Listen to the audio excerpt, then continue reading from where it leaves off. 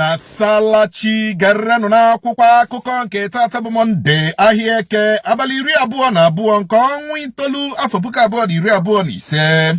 Ọchịchị Tinubu bụ ọchịchị aka ike pụtara ihe ka Atiku kwuru bụ akụkọ anyị hụrụ na akwụkwọ akụkọ Daily Post. N'otu akwụkwọ akụkọ Daily Post ka anyị hụrụ akụkọ sịrị otu nwata akwụkwọ Federal Government College Okposi steeti Ebonyi aha ya bụ Ebuka Chukwu anwụọla dịka onye nkụzi ha bụ Maazị Danjuma dupụrụ ya na ụmụ akwụkwọ ụfọdụ ka ha gaa lụsa ndị omekome ọgụ. Ndị nwere aka oke na APC steeti Enugu eyiela egwu ngagharị iwe ma ọ bụrụ na Uchenna ji gaa n'ihu igbochi Peter Mba ịbata APC bụ akụkọ zọbara n'akwụkwọ akụkọ Daily Post na akwụkwọ akụkọ Vanguard ka anyị hụrụ akụkọ sịrị ndị uwe ojii steeti Enugu anwụchiela mmadụ 38 a na-enyo enyo igbu onye ụkọchukwu ụka Katọlik na Nsụka bụ Fada Matthew Eya. Ndị na-achị nnama bụ egbe ezochala ma wakpo ma gbuo ndị ọrụ nchekwa 16 na kansụl Katsina Ala steeti Benue bụ akụkọ zọbara n'akwụkwọ akụkọ Vanguard. N'otu akwụkwọ akụkọ Vanguard ka anyị hụrụ akụkọ sịrị ọchịchị etiti amalitela inyocha ọrịa na-eri anụ ahụ ndị mmadụ na steeti Adamawa.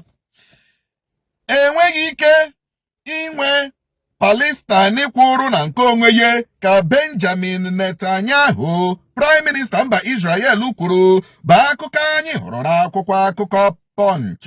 N'otu akwụkwọ akụkọ Punch ka anyị hụrụ akụkọ sịrị onweghị onye Naijiria dị ndụ ma ọ bụ nwụrụ anwụ ga-ekwu na m chọrọ ịga nke ugboro 3 dịka onye isi ala ka Obasanjo kwuru.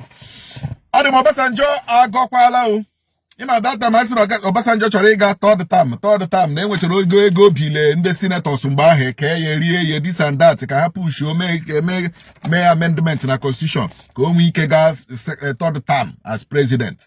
So Obasanjo ekwuola ekwuchikwa ya ike na onweghị onye Naijiria dị ndụ maọbụ onye nwụrụ anwụ ga-ekwu na nyanwa bụ Obasanjo gwara ya okwu na ya chọrọ ime gịnị ịga third term. He might be saying the truth. He might be lying. All these things are subject to investigation.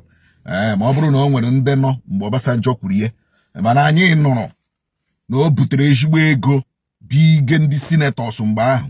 Even o nwere one of the senators shi Imo steeti mgbe ahụ shi obile ego mechiri igbe jiri wa Obasanjo mgbe ahụ ya bịa mgbe ahụ onye ahụ winere gịnị tiketi ka ọ gịnị ise ndị ma ata ekwarala, you know, something like that. So these are just rumors. You know, but Obasanjo ekwuola na onwe ihe dị otu ahụ dị no.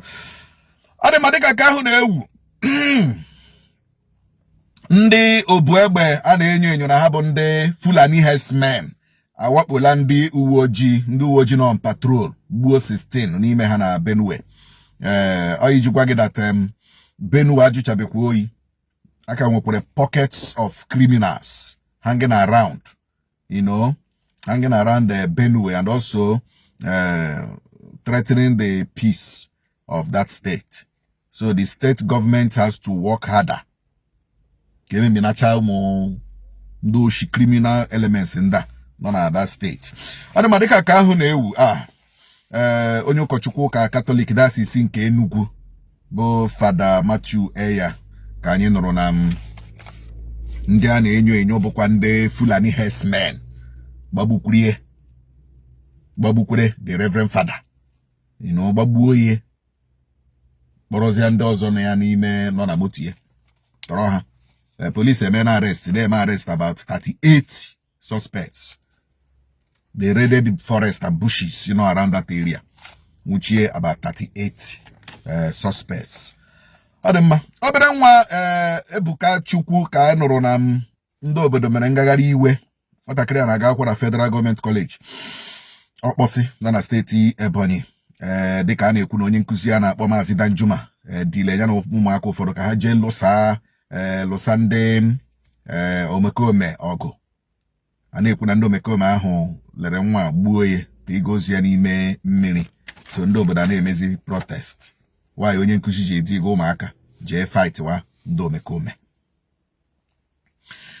2027 aga m ahụ na Tinubu enwetaghị otu nde vote ka marafa bụ onye si na APC pụọ kwuru bụ akụkọ anyị hụrụ n'akwụkwọ akụkọ Punch n'akwụkwọ akụkọ Nigerian Tribune ka anyị hụrụ akụkọ sịrị Ibas ajụla n'ụlọ nzukọ omeiwu steeti Rivers agaghị enyocha ọchịchị ọnwa 6 ọchịrị Rivers.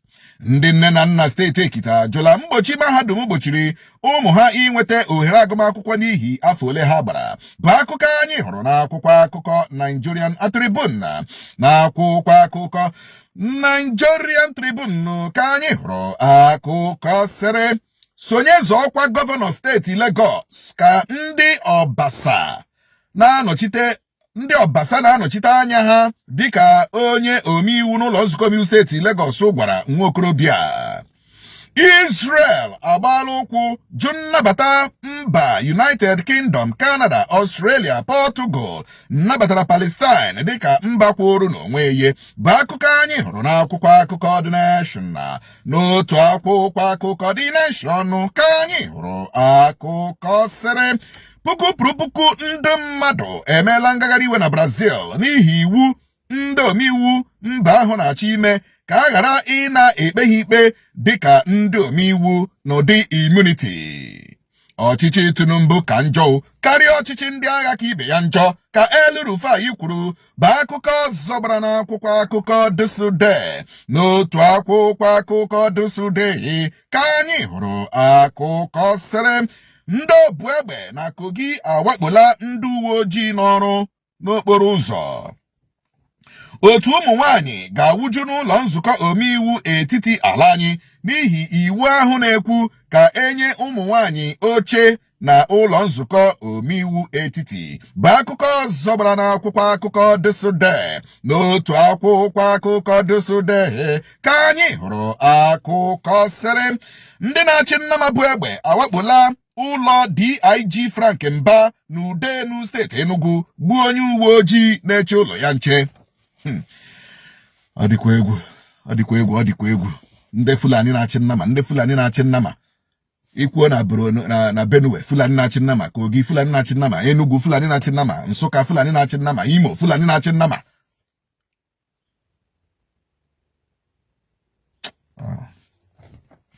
Ọ dị mma dịka ka ahụ na-ewu El-Rufai ekwuole na ọchịchị Tinubu ka njọ karịa ọchịchị ndị agha ka ibe ya njọ. El-Rufai ekwuole. Of course anyị mana El-Rufai ma Tinubu very well. And anyị mana El-Rufai so na ndị mere Tinubu campaign. Anyị na El-Rufai na Tinubu dị na mma mgbe ha nọ na APC tupu El-Rufai apụ. So ihe ọbụla El-Rufai na-ekwu were na ya as first hand information. Ọ ya source.